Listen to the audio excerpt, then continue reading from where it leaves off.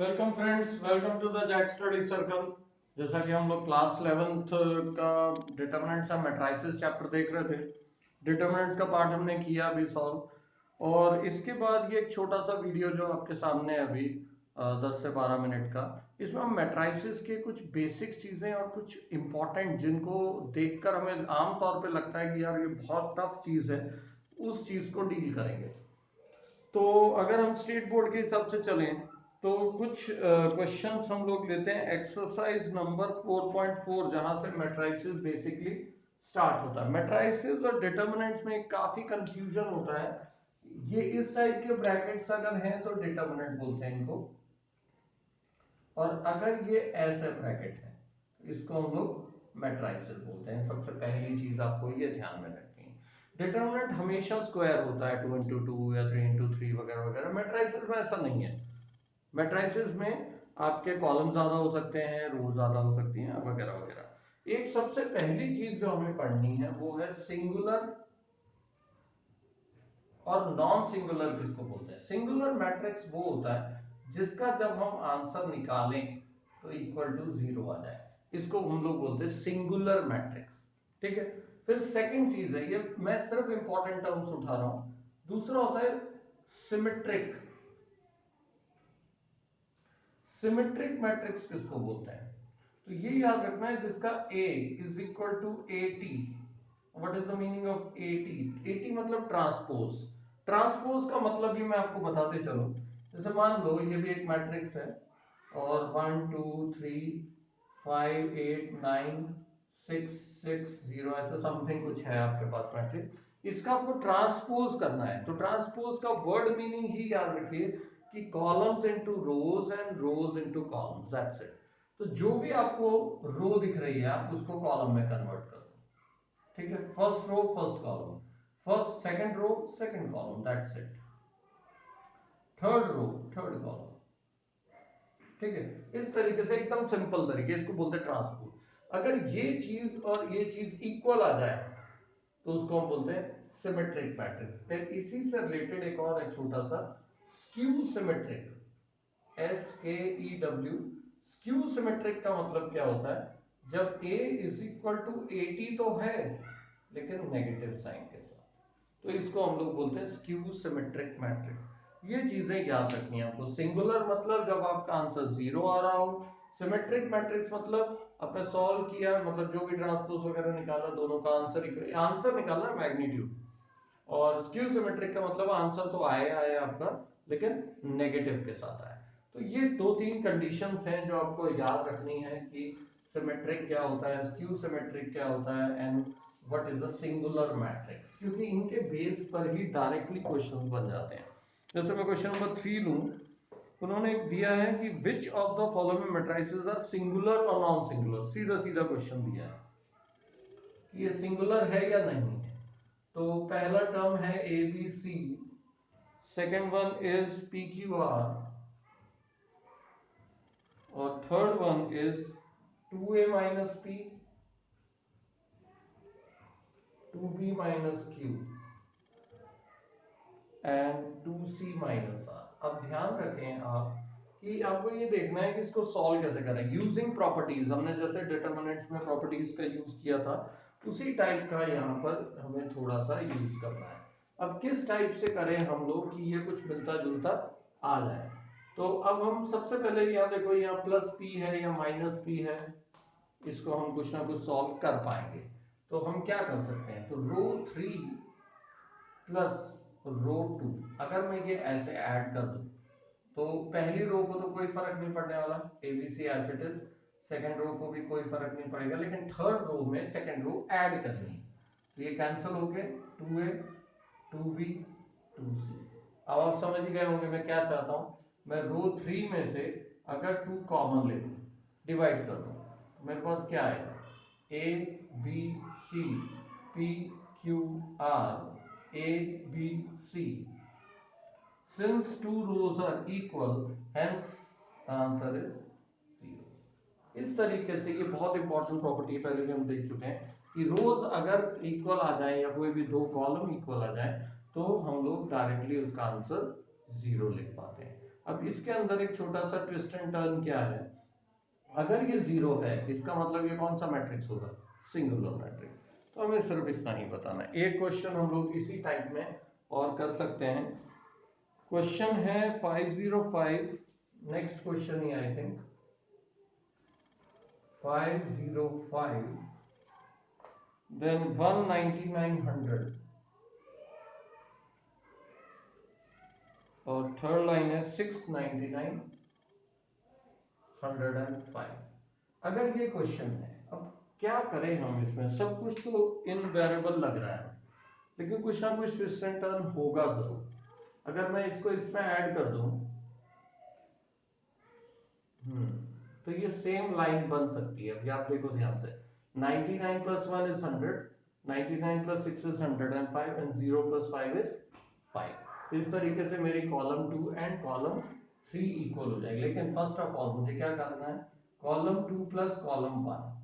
इसका मतलब क्या होगा कि फर्स्ट कॉलम को एज इट इज लिखूंगा, उसको कोई चेंज नहीं है। कॉलम 2 प्लस कॉलम 1 मतलब कॉलम 3 को भी कुछ नहीं करना है। जो करना होता है ये फर्स्ट थिंग को करते हैं। कॉलम 2 में कॉलम 1 ऐड कर दो।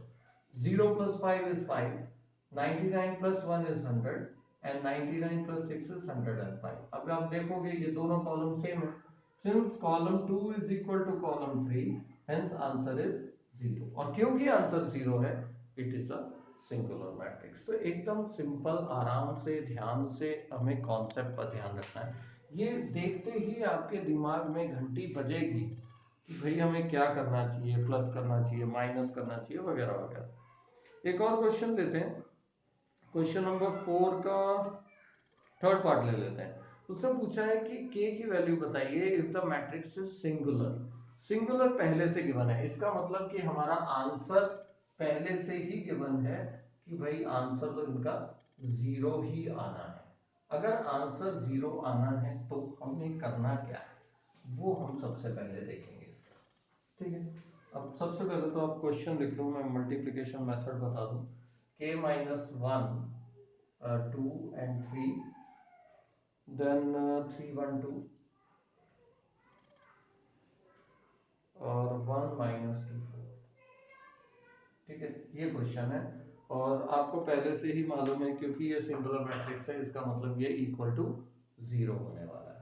तो सबसे पहले इसको सॉल्व कैसे करते हैं, k minus 1 in brackets, k minus 1 ले रहा हूं तो ये दोनों छोड़ देना, first row and first column बचेगा क्या, 1 2 4, इनको मल्टीप्लाई करना, ये जो रेगुलर हमारा फॉर्मेट होता है।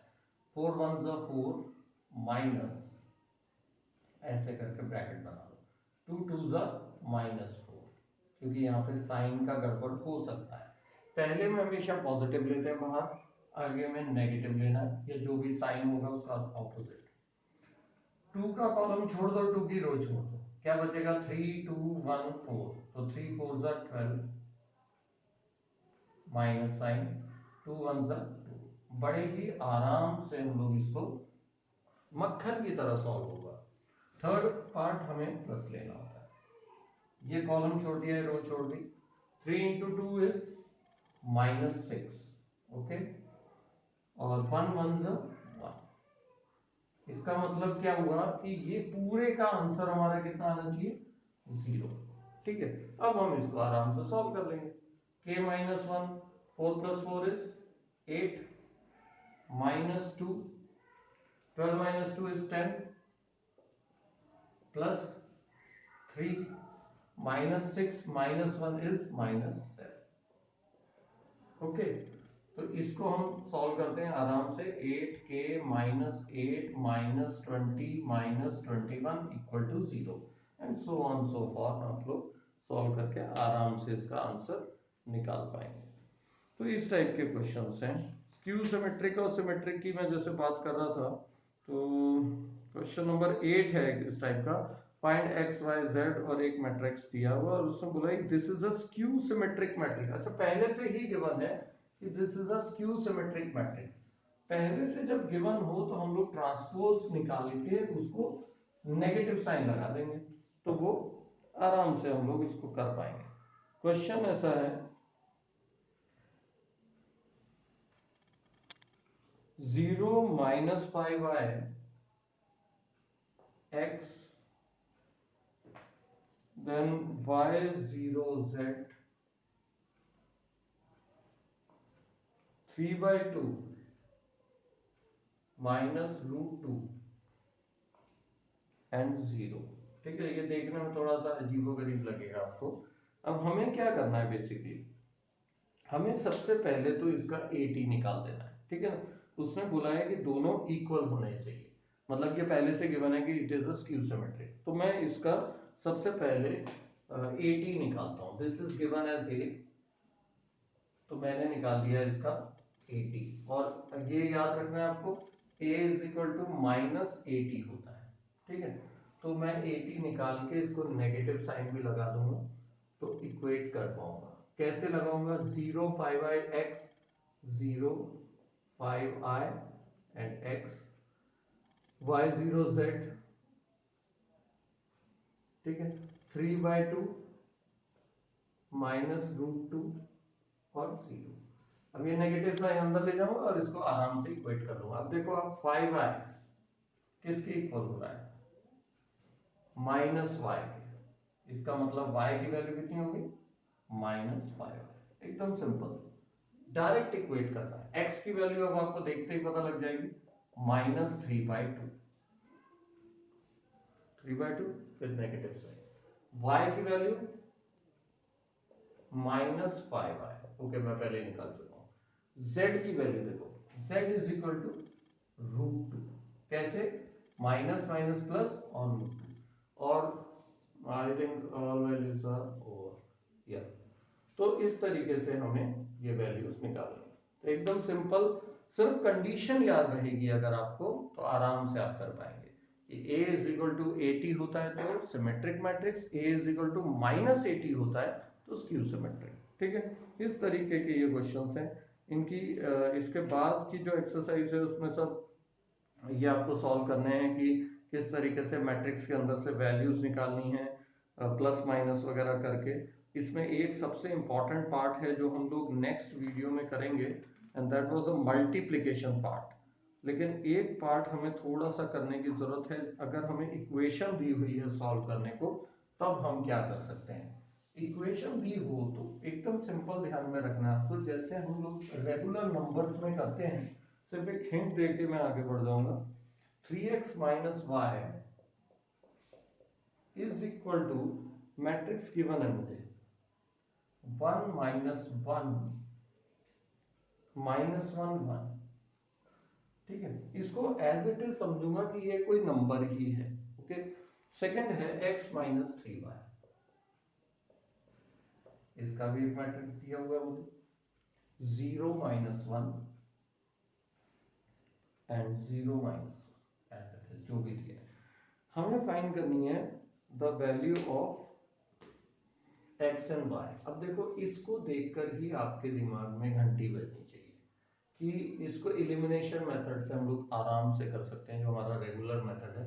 अगर मैं इसको 3 से मल्टीप्लाई करके माइनस कर दूं, ठीक है, तो आराम से हो सकता है। तो मैं क्या करूंगा, इसको 3 से मल्टीप्लाई करूंगा, सो दिस विल बिकम 9। ठीक है, इसमें कोई एतराज नहीं होना चाहिए किसी को। और इसको भी 3 से मल्टीप्लाई करना पड़ेगा, दैट मीन्स -3 -3। ओके, अब मैं माइनस करूंगा, इसको कैंसल आउट, ये प्लस हो गया, -y plus 9y is 8y। अब इसका गेम क्या है, हम कर रहे हैं बेसिकली माइनस, तो इनको भी रेगुलरली माइनस ही करना है। 1 minus 0 is 1, -1 minus 3 is plus, -1 minus -3, तो ये कितना हो जाएगा, +3, दैट इज +2। ऐसे याद रखना है, -1 माइनस 0 इज -1, 1 माइनस -3 इज 4। इसका मतलब आपके पास y की वैल्यू कितनी मिल गई, सब चीजों को 8 से डिवाइड कर, 1/8, 1/4, -1/8 एंड 1/2। इस तरीके से हमें वैल्यू मिल जाएगी y की। सिमिलरली हम लोग x की वैल्यू निकाल, अच्छा x की वैल्यू के लिए और भी घालमेल करने की कोई जरूरत नहीं है। जैसे मैंने इसमें मल्टीप्लाई किया था, अगले कुछ एक बार वापस से लिखिए, इसको 3 से मल्टीप्लाई करके सेम प्रोसीजर फॉलो कर देना है। तो एकदम सिंपल क्वेश्चंस हैं, आराम से आप कर पाएंगे। इन क्वेश्चंस को ट्राई कीजिए, खासकर जो एक्सरसाइज हमने अभी की है 4.5 एक्सरसाइज और डिटर्मिनेंट्स वाला पार्ट एक बार रिवाइज कीजिए। नेक्स्ट में हम लोग ये चैप्टर कंप्लीट कर देंगे। ये चैप्टर बहुत इंपॉर्टेंट है, not only from the point of view 11th but 12th also and the competitive exam. Okay, तो इसको सॉल्व कीजिए, जो भी डाउट्स आए बताइए। 8087479204। Thank you.